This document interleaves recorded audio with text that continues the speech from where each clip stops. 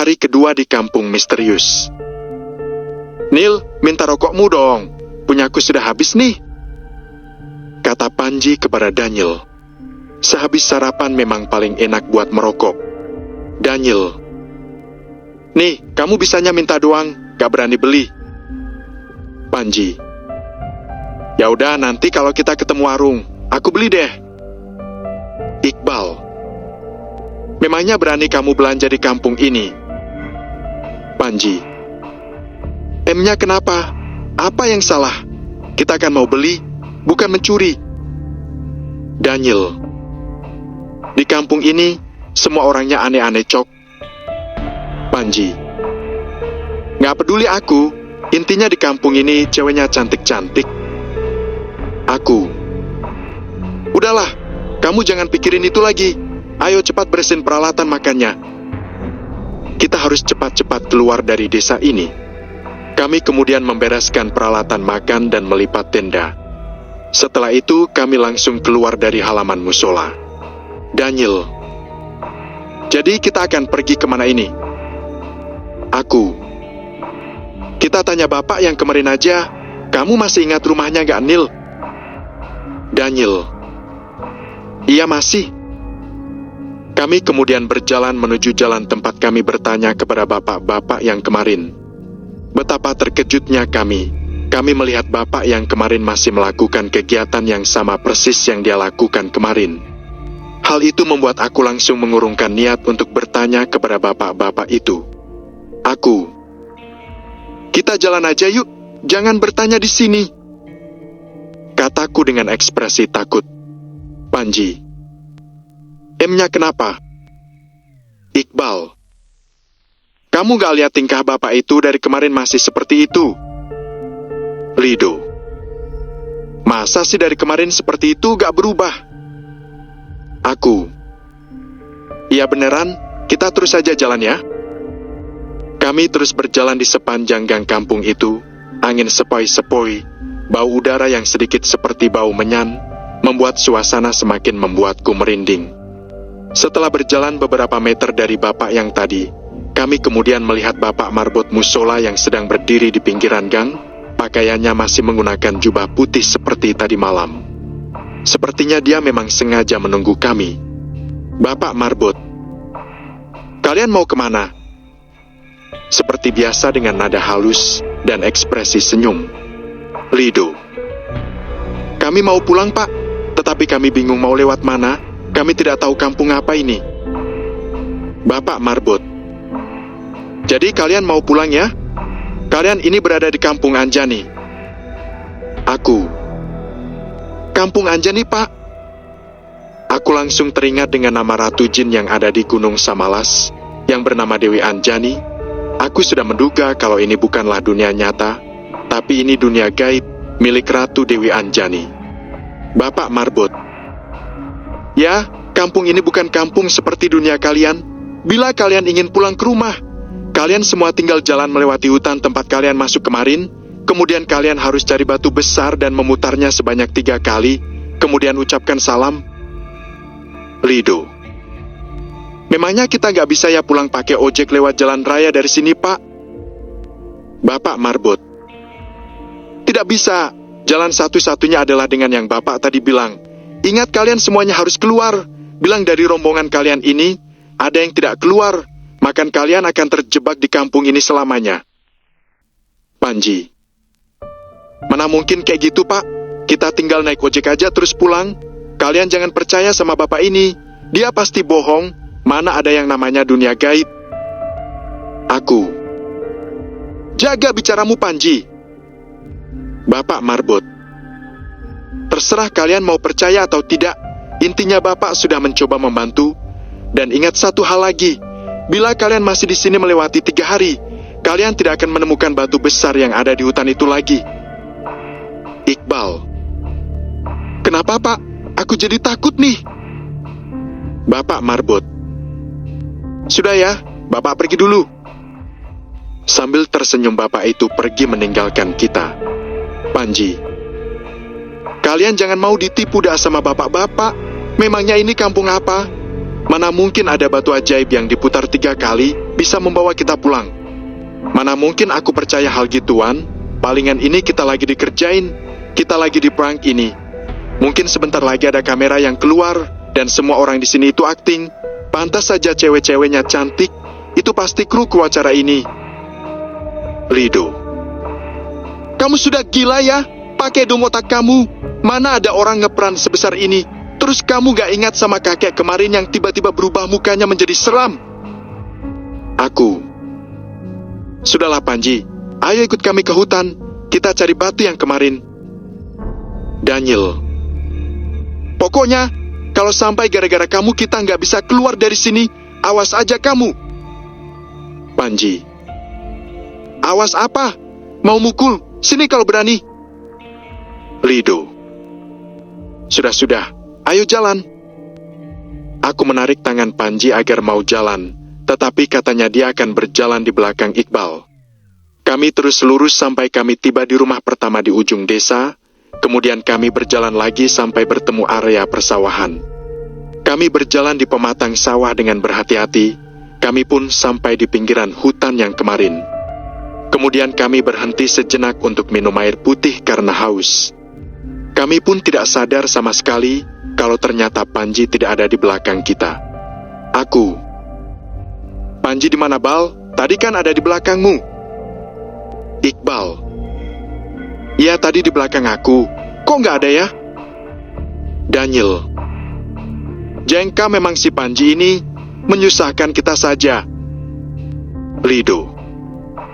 Dia pasti berencana untuk pergi merayu cewek-cewek dan menunggu kita di parkiran motor sesuai rencananya kemarin. Iqbal. Jadi gimana nih kalau kita tidak keluar dengan lengkap dari kampung ini? Kita tidak akan bisa keluar. Daniel. Kita tinggalin aja si Panji itu di sini. Aku juga sebenarnya nggak terlalu percaya sama bapak itu. Coba kita ikuti aja jalan kemarin. Kita akan tinggal lurus saja naik melewati hutan ini sampai ketemu jalur pendakian yang kemarin. Aku. Ya juga sih, coba kita jalan saja dulu, terutama kita cari batu besar yang kemarin sebagai patokan. Rido. Oke deh, ayo. Kami berempat kemudian melanjutkan perjalanan dan meninggalkan Panji. Kami lurus dengan mengingat jalan yang kami lewati kemarin. Sudah 2 jam kami berjalan, tapi tak kunjung menemukan jalur pendakian itu. Rasanya kami berjalan sudah jauh sekali sampai kami kelelahan. Sepertinya memang benar, kami tidak bisa keluar dari hutan ini. Rido. Bagaimana ini? Kita tak kunjung menemukan jalur pendakian itu. Rasanya juga kita sudah sering melihat pohon-pohon ini. Sepertinya kita sudah melewatinya beberapa kali. Nih, coba lihat pohon mahoni ini. Tadi kan kita sudah melewatinya. Kenapa kita melewatinya lagi ini? Daniel. Ya juga ya, kok bisa? Aku. Sepertinya perkataan Bapak Marbot itu benar. Kita memang terjebak di sini. Iqbal. Tuh kan, kita harus cari Panji ini, supaya kita bisa keluar dari sini. Rido. Tetapi kita sudah jauh dari perkampungan itu, dan kita juga sudah capek nih. Air minum juga tinggal sedikit. Daniel. Ya udah, biar aku yang cari. Tapi salah satu dari kalian ikut sama aku mencarinya. Aku. Kamu aja yang ikut do, biar aku yang tunggu di sini sama Iqbal. Rido. Gak berani ah. Aku takut masuk ke kampung itu lagi. Kami bertiga akhirnya melakukan suit, dan yang kena akhirnya aku. Mau gak mau aku sama Daniel pergi untuk mencari Panji. Kemudian Rido dan Iqbal menunggu di pinggiran hutan. Kami berdua cuma membawa 1 ransel, punyaku, yang isinya paling lengkap dari ransel kami bertiga untuk jaga-jaga.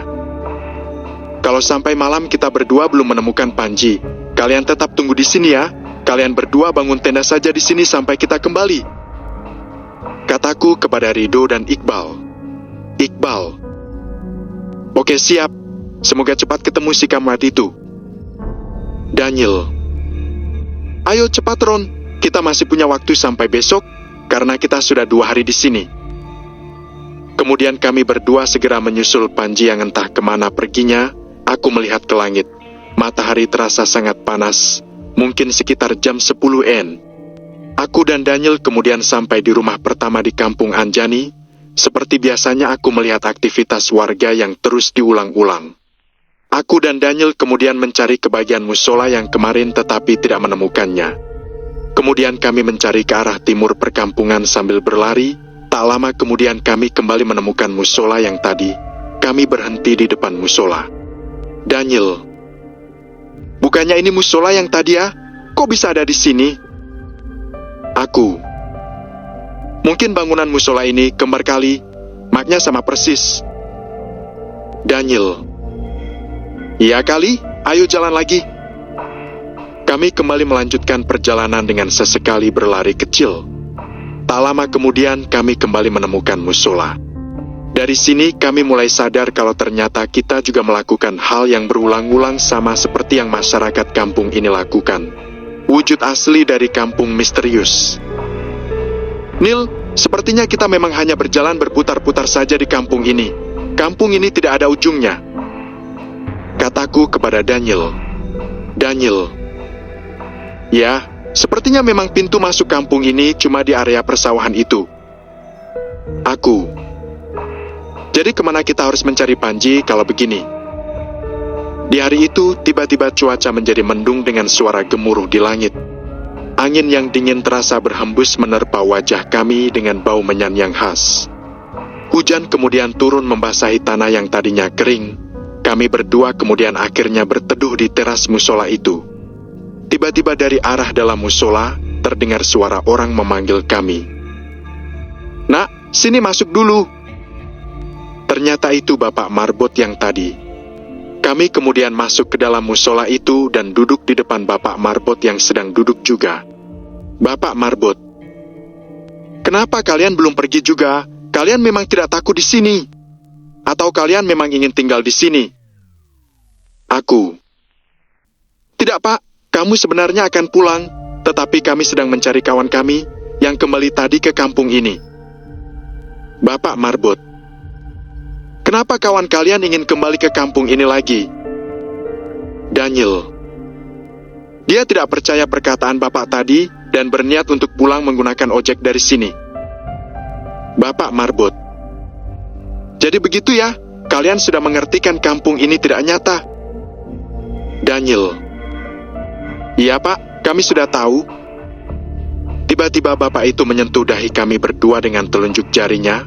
Seketika Bapak itu menghilang dan musola yang tadinya bersih menjadi kotor, seram dan berdebu. Kami langsung keluar dari musola dan melihat kalau tidak ada hujan sama sekali, padahal tadi sedang hujan. Kami kemudian berjalan ke gang itu. Jalan gang itu sudah terlihat tidak seperti jalan, dan rumah-rumah warga yang tadinya bagus menjadi seperti rumah reot uang dan menyerahkan. Dan ternyata yang lebih menyeramkan lagi, orang-orang yang ada di kampung ini berubah wujud. Ada yang berubah menjadi seekor kuda berkepala manusia. Aku melihat ibu-ibu yang tadinya sedang menyuapi anaknya makan seketika berubah wujud menjadi makhluk seperti kera tetapi mempunyai sayap. Wajahnya memiliki tanduk yang keluar dari kedua pipinya. Matanya hijau. Anak-anak yang sedang bermain di halaman rumahnya berwujud seperti kadal berkepala manusia. Kami berdua merinding ketakutan, kemudian kami berlari masuk ke dalam musola. Daniel di sana mau menangis saking takutnya melihat makhluk-makhluk itu. Dalam hati aku berpikir sepertinya kami akan terjebak di sini. Sepertinya ini memang alam jin, dan makhluk-makhluk tadi itu adalah wujud dari jin. Aku mencoba berpikir tenang tetapi malah membuatku semakin takut. Hakaha, hahaka, jangan-jangan kita akan terjebak di sini selamanya, Ron. Katanya sambil menangis. Aku, jangan bilang begitu. Sudahlah, kamu jangan menangis. Kami duduk berdua di dalam musola dan bingung apa yang harus kami lakukan. Cukup lama kami di dalam musola itu tanpa berani keluar, sampai tidak sadar kalau waktu sudah sore.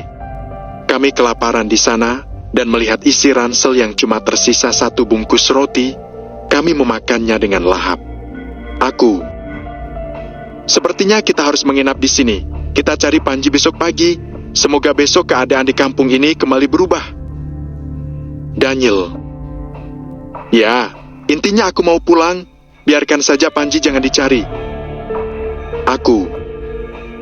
Tapi kalau kita tidak mencari Panji, kita tidak akan bisa keluar dari kampung ini. Daniel. Ya sudah, besok kita cari Panji. Kami kemudian membangun tenda di dalam musola itu dan segera masuk ke dalam. Badan sudah direbahkan dan bersiap untuk tidur. Tiba-tiba terdengar suara kaki melangkah masuk ke dalam musola.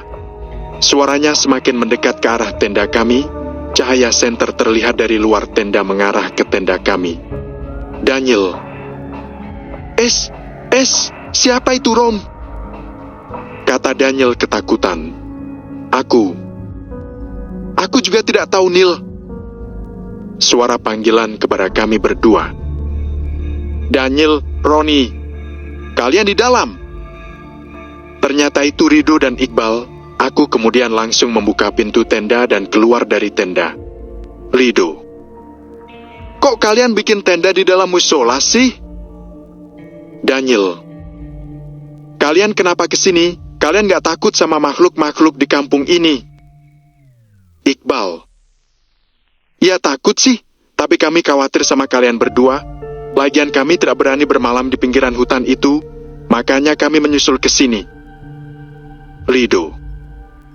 Iya, Cok, di pinggiran hutan itu suaranya ribut sekali seperti ada suara orang-orang yang memanggil kita.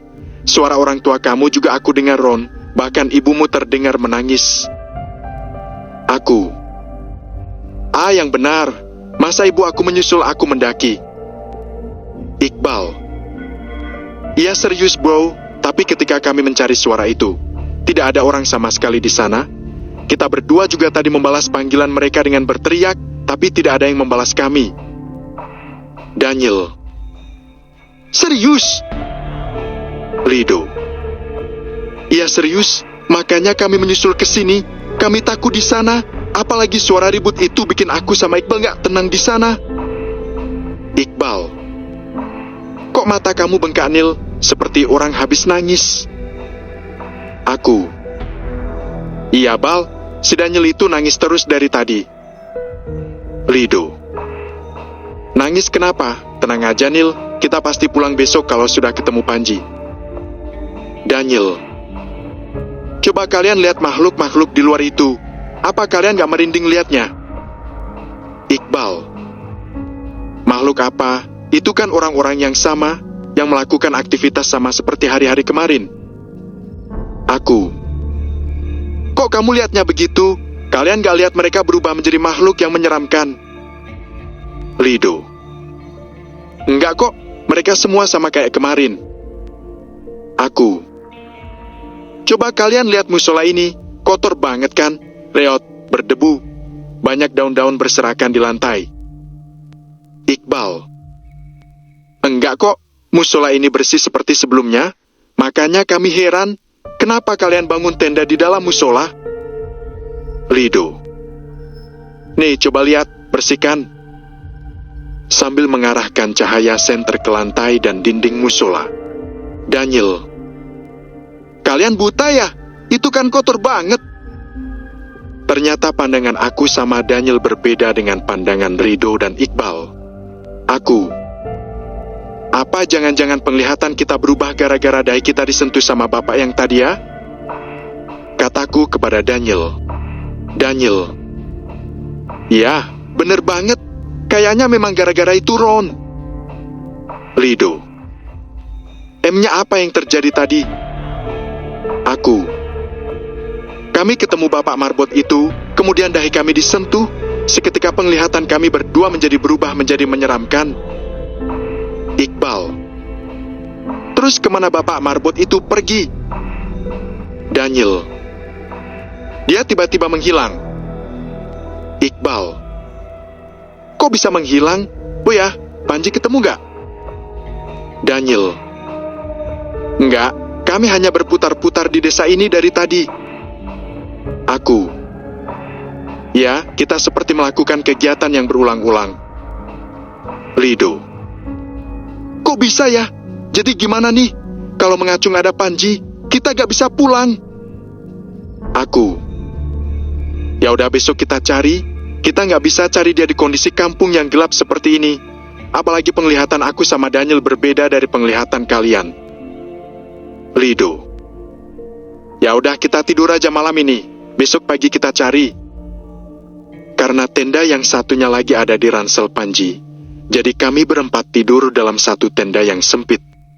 Kami akan mencari Panji besok pagi lagi, agar kami bisa keluar dari kampung ini.